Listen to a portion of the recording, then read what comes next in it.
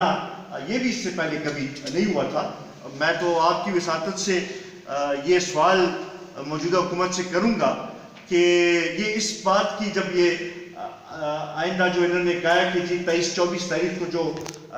منی budget پیش کر رہے ہیں تو اس میں اس بات کی بھی وضاحت کریں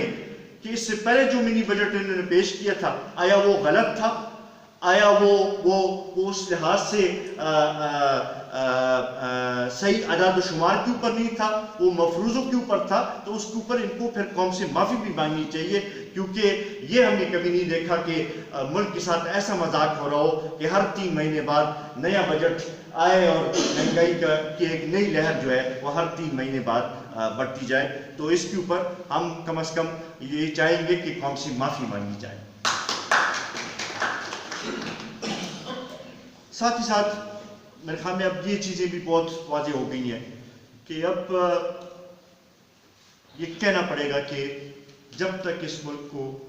صحیح معنوں میں بطور ایک وفاق نہ چلایا جائے یہ ملک ترقی نہیں کرے گا، اور یہ بات واضح الفاظ میں اب کہنی پڑے گی۔ ساتھ ہی ساتھ یہ بھی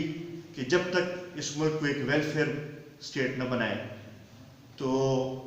ہم ترقی نہیں کر سکتے۔ اگر ہم سیکیورٹی کے اسٹیٹ کے اس میں رہے تو یہ حالات جو اب تک ہم نے یہ 70 سال دیکھے ہیں اسی طریقے سے چلتے رہیں گے اور اس کا کوئی وہ نہیں نکلے گا، نتیجہ نہیں نکلے گا، اور دن بدن لوگوں کی مشکلاتوں میں اضافہ ہوگا۔ تو اگر ہم صحیح معنوں میں چاہتے ہیں کہ عوام کے مسائل حل ہوں، یہ ملک ترقی کرے، یہ ملک مضبوط ہو، تو اس کا واحد حل یہ ہے کہ اس کو بطور وفاق چلانا پڑے گا اور بطور ایک ویلفیئر اسٹیٹ چلانا پڑے گا، تبھی یہ مسئلہ حل ہوگا۔ اور یہ تبھی حل ہوگا جب ہر ادارہ اپنے دائرہ اختیار میں کام کرے گا، دوسرے کے دائرہ اختیار میں